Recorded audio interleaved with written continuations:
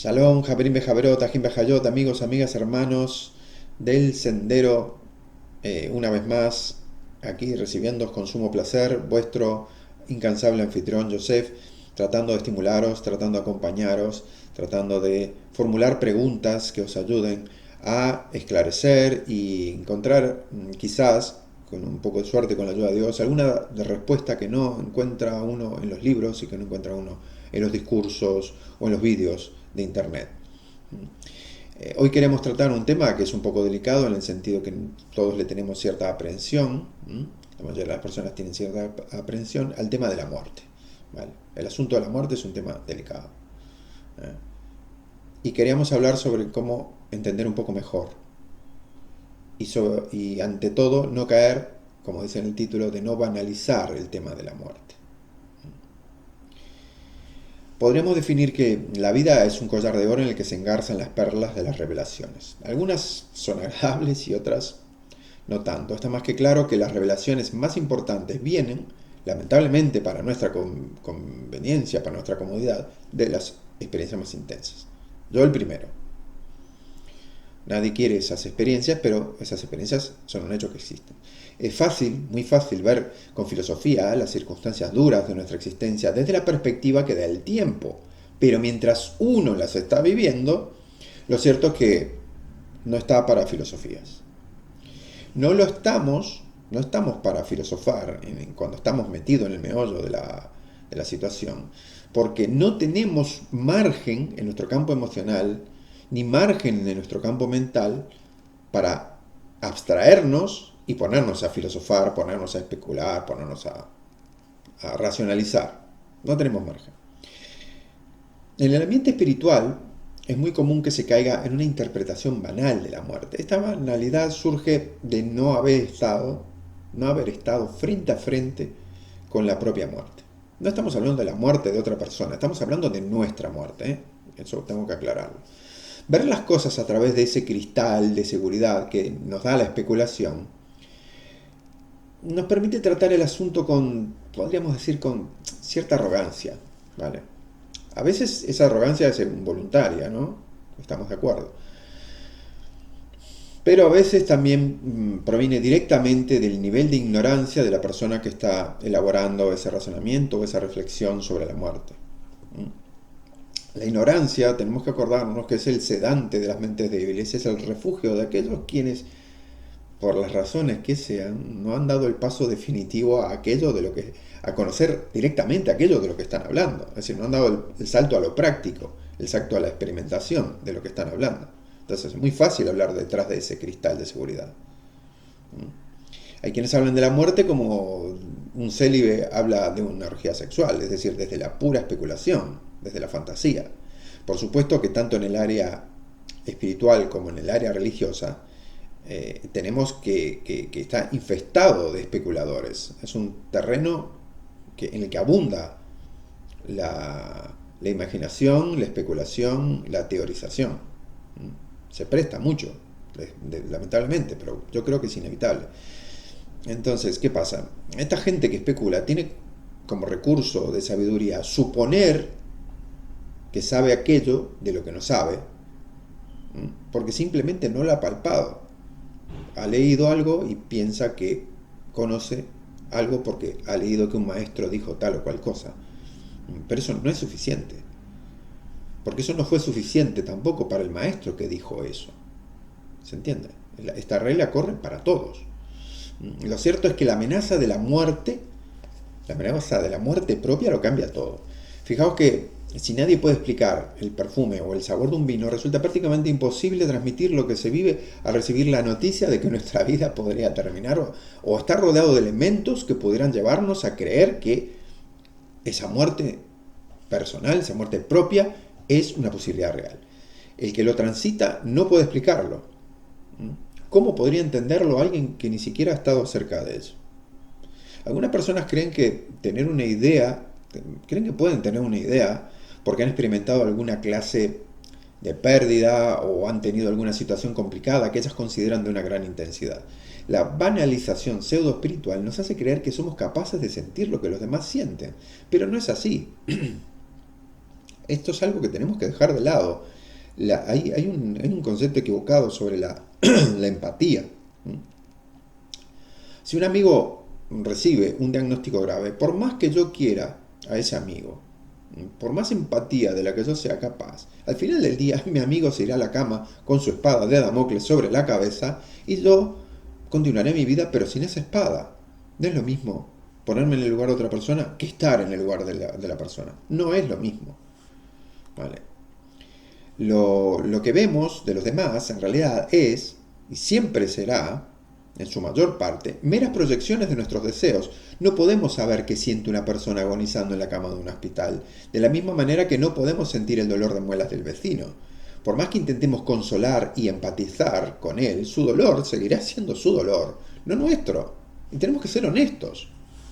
En cierta medida es una especie de hipocresía espiritualoide que en gran medida banaliza y disminuye una tragedia usando parámetros tan ridículos como intentar comparar un resfriado con un cáncer al pulmón.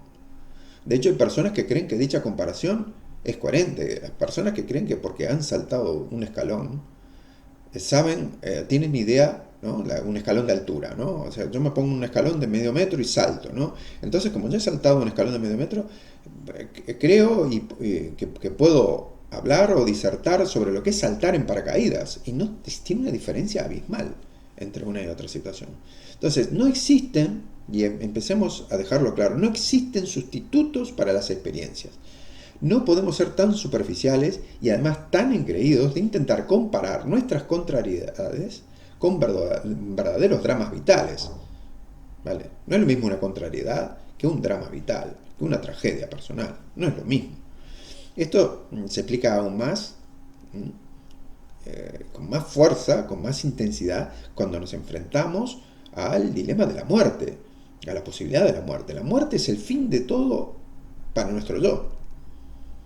Sin lugar a dudas es la experiencia más fuerte a la que se puede enfrentar un ser humano. Otras experiencias no provocan en el yo esa alarma de voy a desaparecer. Ahí viene el verdadero enfrentamiento con lo que nosotros consideramos existencia y seidad. Porque nosotros podemos hablar de la seidad, de hay que ser para aquí, renunciemos a la existencia. Lo he oído muchas veces, yo mismo lo he dicho. ¿Vale? Y que sí, que patatín y que patatán, ¿vale? Pero cuando realmente lo pones al yo, a tu yo, contra las cuerdas, a ese yo con el que operas todos los días y que tiene un cierto ego místico y se piensa ese yo que tiene conocidas las verdades universales. Cuando ese yo se enfrenta a un médico que te dice, mira, tienes cáncer, te puedes morir, o simplemente te dice, tienes cáncer, solamente eso cambia totalmente las cosas. Te cambia totalmente. Ese yo en ese momento pasa de imaginarse lo que es tener una situación difícil con estarla viviendo. Pasa de especular sobre lo que es la muerte, porque en la especulación es muy bonito, sí, no, porque no tenemos que aferrarnos al cuerpo, y etcétera, bla, bla, bla, bla, bla. Eso es un bla, bla, bla. Eso solamente lo comprobamos y lo sabemos cuando nos enfrentamos a la experiencia de la muerte. Y eso es, digamos, es el posgrado en la vida del estudiante místico. Es el posgrado en el trabajo espiritual. Porque es lo más fuerte a lo que nos podemos enfrentar.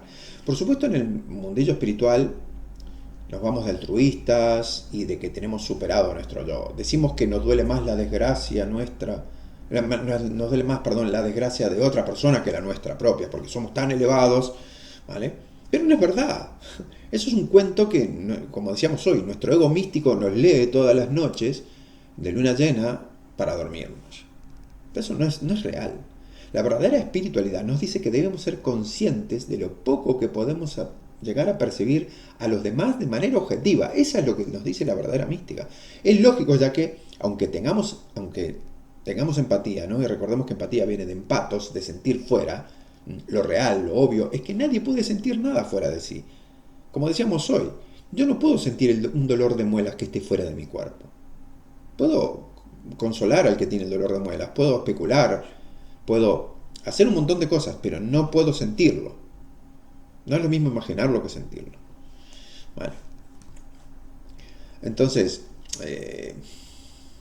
nosotros no podemos sentir cosas fuera de nosotros, y voy a decir una obviedad, me la perdonaréis, porque no poseemos ningún órgano sensorial, físico o espiritual, capaz de situarse dentro de otra persona, que yo pueda poner dentro de otra persona, y sentir siquiera por un segundo lo que es estar en sus zapatos.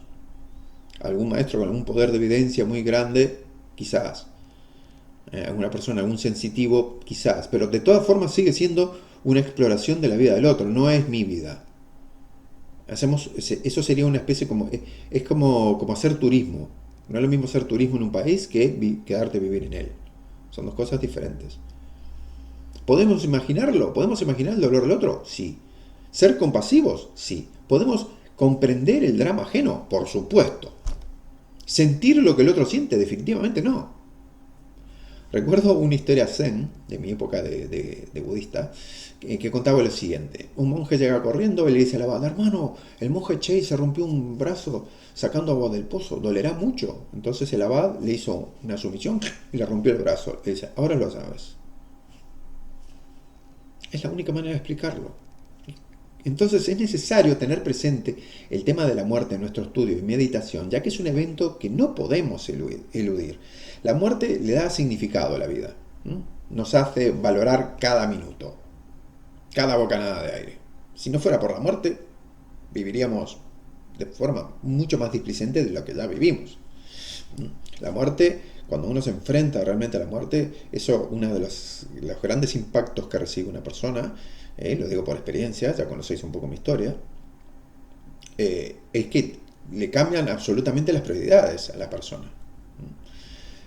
No hace mucho escuché un sabio que decía que los problemas del ser humano era porque se olvidaba que era mortal. ¿Qué razón tenía? La falsa idea de vida inacabable nos impulsa a tratar el tiempo no como el oro del refrán, sino como una simple baratija que derrochamos sin conciencia ninguna. Es como si fuese el dinero del Monopoly. Nosotros usamos nuestra vida así, como que fuera dinero falso. ¿Por qué? Porque no consideramos que nuestra vida se va a terminar. Y es el final, aunque parezca mentira, aunque parezca doloroso, aunque parezca cruel incluso de parte de Dios que haya inventado la muerte. En realidad que la paradoja en todo esto es que sin la muerte no tendría significado la vida. Al menos para nuestro estado de conciencia actual. Entonces, no se trata de adoptar una postura siniestra, se trata de revalorizar la vida. Personalmente me alegra que no todos tengan que pasar por una situación como la descritas aquí, ¿vale? Yo no le estoy diciendo a nadie que se tenga que enfrentar a ese suceso. A mí me tocó, gracias a Dios, sigo aquí hablando con vosotros, pero yo lo que deseo es que, y es muy difícil, ¿no? Justamente por todo lo que digo, igual ahora vais a decir, bueno, vos te estás contradiciendo, Joseph. Pero aunque uno no pueda alcanzar esa experiencia, ¿no? Sí por lo menos tener un grado de comprensión para que la muerte no tenga que venir a guiñarnos el ojo a decir: oye, mira que igual te vas conmigo, ¿no? No necesitemos de eso para empezar a aprovechar la vida. Que no nos haga falta eso. Eso es lo que os deseo de todo corazón. Y Dios quiera que tengáis una vida larga, productiva y feliz. Así que a vivir con humildad, con agradecimiento. Y por favor, no especuléis con lo que no hayáis vivido, porque de pronto puede venir la vida y te pone la situación en plan: tanto has hablado, pues ahora vas a saber. Shalom.